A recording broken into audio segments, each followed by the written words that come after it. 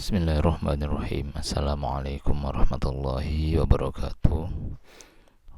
Baik, pada kesempatan kali ini materi kita adalah tentang ilmu asbabin nuzul. Di sini saya akan meringkaskan materi yang sudah dibahas oleh para penyaji tentang asbabun nuzul. Kita lihat dulu secara makna. Asbabun nuzul tadi sudah dijelaskan, berasal dari sabab, nuzul artinya turun. Kalau secara istilah ialah suatu ilmu yang membahas tentang sebab-sebab turunnya ayat-ayat Al-Quran untuk menjelaskan hukum atau ajaran, baik karena sebuah peristiwa atau pertanyaan. Ini definisi dari mana Khalil Al-Qattan. Urgensinya asbabun nuzul ini atau pentingnya mengetahui asbabun nuzul ini adalah pengetahuan tentang sebab turunnya ayat sangat penting dalam memahami ayat Al-Quran. Orang yang tidak memahami ilmu ini dikhawatirkan akan keliru dalam memahaminya, sehingga nanti banyak orang menjadi aliran-aliran yang tekstualis, memahami ayat-ayat Al-Quran hanya secara letterlock, apa yang tersirat, apa yang tersurat dalam ayat-ayat itu yang dia pahami. Padahal dalam Islam tidak seperti itu, sebab untuk memahami makna-makna ayat diperlukan ilmu asbabun nuzul ini. Baik, kita lanjutkan. Metode penurunan Al-Quran itu terkait dengan asbabun nuzul, kita bisa melihat dengan metode penurunan Al-Qurannya, karena ada dua model. Yang pertama, Al-Quran diturunkan atau turun dengan sendirinya tanpa ada sebab atau tanpa ada pertanyaan, turun begitu saja. Tiba-tiba Rasulullah sedang tidur, tiba-tiba Jibril datang membawa ayat Al-Quran yang memang harus disampaikan oleh Rasul kepada umatnya, namun tidak ada sebab-sebab tertentu. Namun ada juga atau banyak yang turun karena adanya suatu sebab, seperti peristiwa atau pertanyaan-pertanyaan. Ini yang menjadi pembahasan dari asbabun nuzul. Ketika ada peristiwa, ada pertanyaan-pertanyaan, baru muncul ayat-ayat ini. Seperti apa contohnya peristiwa yang turun sehingga mewarnai proses asbabun nuzul, atau pertanyaan-pertanyaan yang mewarnai proses asbabun nuzul yang menjadi sebab turun Al-Quran. Itu nanti kita bahas sedikit contoh-contohnya. Nah, untuk mengetahui redaksi asbabun nuzul biasanya itu ada dalam hadis, riwayat dalam hadis. Jadi untuk tahu apakah ayat ini ada asbabun nuzulnya atau tidak, banyak sekali kitab-kitab hadis yang meredaksikan itu. Bahkan ada kitab khusus, Lubabun Nuqul fi asbabin nuzul, itu sudah membahas atau sudah meredaksikan tentang ayat-ayat yang sebelum ayat ini turun peristiwa seperti ini, terjadi peristiwa seperti ini. Itu sudah banyak sekali, sehingga cara mengetahui nanti terkait dengan riwayat sahabat atau hadis ya. Di sana tentu kalau karena berdasarkan riwayat asbabun nuzul itu nanti ada riwayatnya yang sahih, hasan, juga dhaif. Yang sahih dan hasan ini bisa dijadikan pedoman, sedangkan yang dhaif itu perlu banyak pertanyaan. Nanti kita akan bahas di ilmu hadis, membahas tentang hadis sahih, hadis hasan, hadis dhaif. Fokus kita di sini untuk memahami asbabun nuzul itu tentu fokusnya adalah tentang bagaimana istinbatul ahkam, penetapan hukum. Karena setelah kita mengetahui asbabun nuzul, dengan itu para ulama-ulama diharapkan bisa menetapkan hukum dari ayat-ayat tersebut. Sehingga ada dua teori dalam asbabun nuzul ini. Yang pertama, al-ibrah bi umumi lafzi la bi khususis sabab.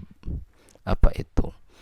Yang dijadikan pegangan ibrohnya itu atau redaksi yang dijadikan pegangan adalah keumuman lafal atau lafal yang umum, bukan sebab yang khusus, bukan kekhususan sebab. bukan sebab yang khusus. Contohnya begini, ada ayat A'udzubillahi minasyaitonirrajim was-sariqu was-sariqatu faqta'u aydiyahuma jazaa'an bima kasaba nakalam minallah wallahu azizun hakim. Laki-laki yang mencuri dan perempuan yang mencuri, potonglah tangan keduanya sebagai pembalasan bagi apa yang mereka kerjakan dan sebagai siksa dari Allah, dan Allah Maha Perkasa lagi Maha Bijaksana. Ayat ini tentang pencuri, ya, hukum potong tangan bagi pencuri. Ayat ini turun khusus ada peristiwa yang dilakukan oleh sahabat yang melakukan pencurian. Jadi sebabnya itu khusus. Akan tetapi keumuman lafalnya ini nanti yang dijadikan pedoman bahwa pencuri baik laki-laki maupun perempuan, atau kalau yang di negara-negara Islam itu akan mengalami proses kisos, hukuman seperti ini, dipotong tangannya. Nah, di sini dijelaskan ayat ini turun berkenaan dengan pencurian sejumlah perhiasan yang dilakukan seseorang pada masa Nabi. Tetapi ayat ini menggunakan lafalnya yang am. Jadi makanya dikatakan wasariqatu itu ayatnya umum, pencuri baik laki-laki maupun perempuan. Meskipun sebabnya ini adalah seseorang pada masa Nabi yang melakukan pencurian. Mayoritas ulama memahami ayat tersebut berlaku umum, tidak hanya khusus pada orang yang mencuri tadi, tidak hanya tertuju pada orang yang menjadi sebab turunnya ayat. Memang kalau sebabnya khusus, tetapi untuk aplikasinya itu digunakan banyak untuk umat Islam yang lain. Atau ayat ini, misalnya ayat makana a'udzubillahi minasyaitonirrajim makana lin-nabi walladzina amanu ayastaghfiru lil musyrikin walau kanu uli qurba min ba'di ma tabayyana lahum annahum ashabul jahim. Tidaklah sepatutnya bagi Nabi dan orang-orang yang beriman memintakan ampun kepada Allah bagi orang-orang musyrik, walaupun orang-orang musyrik itu adalah kaum kerabatnya. Sesudah jelas bagi mereka bahwasanya orang musyrik itu adalah penghuni neraka jahanam. Ayat ini umum, redaksinya umum. Pokoknya Nabi dan orang-orang beriman itu tidak boleh membacakan istighfar untuk orang-orang musyrik meskipun kerabatnya. Ayat ini secara khusus turun ketika Rasulullah mendapati pamannya Abu Thalib yang sangat beliau cintai meninggal dunia, namun meninggal masih dalam keadaan belum muslim, sehingga Nabi sedih saat itu. Ketika menjelang ajalnya, pamannya Abu Thalib itu dikunjungi Nabi, tapi di samping Nabi juga ada pamannya Nabi yang lain, yang kerabatnya Nabi yang lain yang belum Islam. Sampai Nabi mengatakan, merayu kepada pamannya untuk memeluk Islam. Kata Nabi, ya am qul la ilaha illallah ashhad biha laka indallah. Wahai pamanku, katakanlah la ilaha illallah, nanti aku akan bersaksi dengan ucapan itu di sisi Allah. Kemudian pamannya yang lain yang ada di samping Abu Thalib, paman Abu Thalib yang akan meninggal itu mengatakan, ya Abu Thalib, raghibta an millati abikum. Oh ya Abu Thalib, apakah kamu sudah tidak suka dengan agama nenek moyangmu? Kata pamannya yang lain. Akhirnya walhasil Abu Thalib mengalami atau meninggalkan dunia tanpa memeluk Islam, tanpa mengucapkan syahadat, tanpa mengucapkan la ilaha illallah.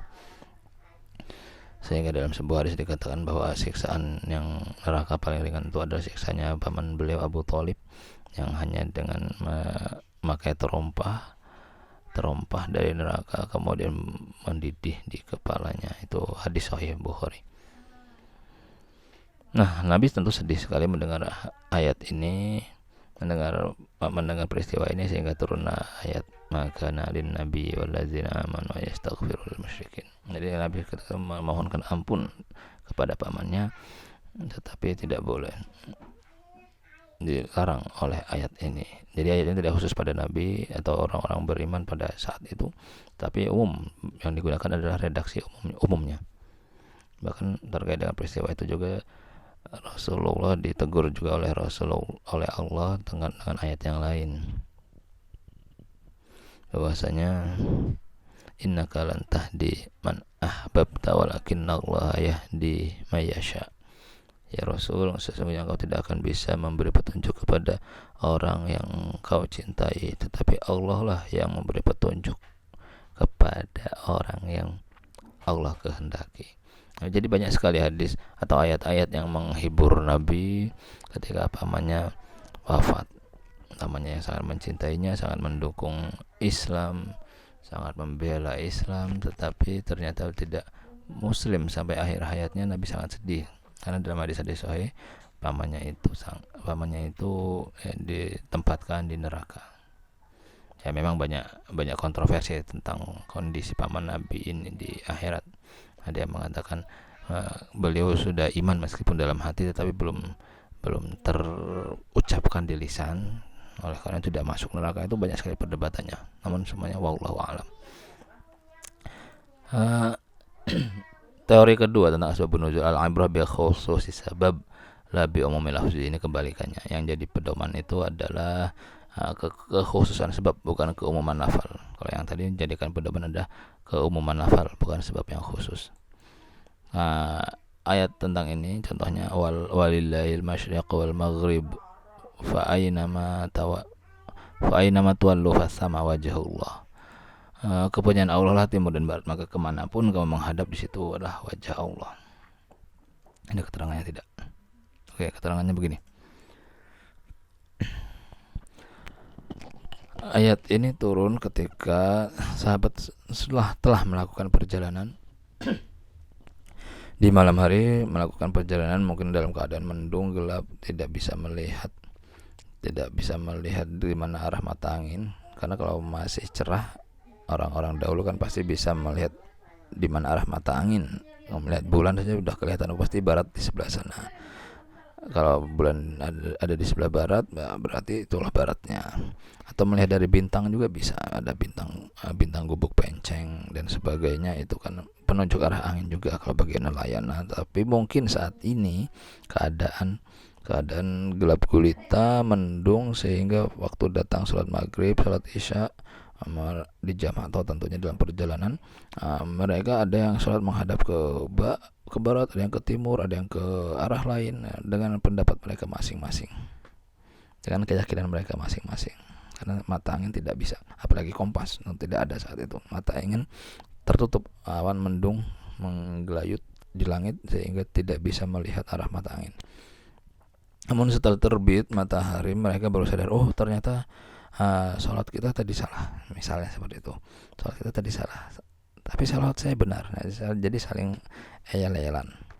Akhirnya ketika sudah bertemu dengan Rasulullah, mereka mengadukan hal ini. Ya Rasul, kita ketika di perjalanan tidak tahu arah mata angin, kemudian kita sholat ada yang menghadap ke barat, ada yang menghadap ke timur, tidak menghadap kiblat. Bagaimana ini Rasul? Lalu turun ayat ini. Walillahil masyriq wal maghrib fa aynama tuwallu fasama wajhullah. Kepunyaan Allah lah timur dan barat, kemanapun kamu menghadap di situlah wajah Allah. Nah, ayat ini yang diberlakukan adalah khususi sabab. Sebab yang khusus artinya apa? Bukan umumnya lafal. Kalau diberlakukan secara lafal umum, jadi niscaya kita akan bisa sholat menghadap kemana saja. Namun bukan itu yang dimaksud. Tetapi ini hanya khusus sabab. Jadi ketika kita dalam perjalanan, kita tidak tahu arah mata angin, ini baru bisa berlaku. Akan tetapi kalau sekarang itu sangat tidak mungkin lagi, karena ya ada sih kemungkinan tapi sedikit. Karena kebanyakan sekarang misalnya kita di atas laut pun bisa pakai kompas, ada matahari. Tapi kalau keadaan memang tidak bisa, ya seperti misalnya keadaan di tengah laut, kita sedang berlayar di tengah laut, kompas tidak ada sinyal, kemudian langit pun mendung menggelayut, ya itu kita bisa mengaplikasikan ayat ini. Nah, ini yang disebut dengan al-ibrah bi khususi sabab la bi umumi lafzi. Yang dijadikan pegangan ialah kekhususan sebab, bukan umumnya lafal. Banyak sekali contoh-contoh tentang ayat-ayat Al-Quran. Saya mungkin contohkan tentang jihad saja. Jihad fisabilillah, larangan perang. Ini kan yang dijadikan ibrah adalah khususi sabab. Saat itu perang dilarang. A'udzubillahi minasyaitonir rajim. Wa ibadur rahmanil ladzina yamshuna 'alal ardi hauna wa idza khatabahumul jahiluna qalu salama. Nah, jadi saat itu masih ada larangan perang. Biasanya kondisinya ketika ada di Mekah, umat Islam masih sangat sedikit. Nah, kalau diajak perang, ya pasti nanti bisa jadi perang saudara, karena bisa jadi anaknya yang masuk Islam tapi bapaknya belum. Nah, itu diantaranya alasan Islam belum dibolehkan perang, atau juga karena Islam masih sedikit. Nah, kalau diajak perang ya atau wafat gugur semua, ya Islam habis.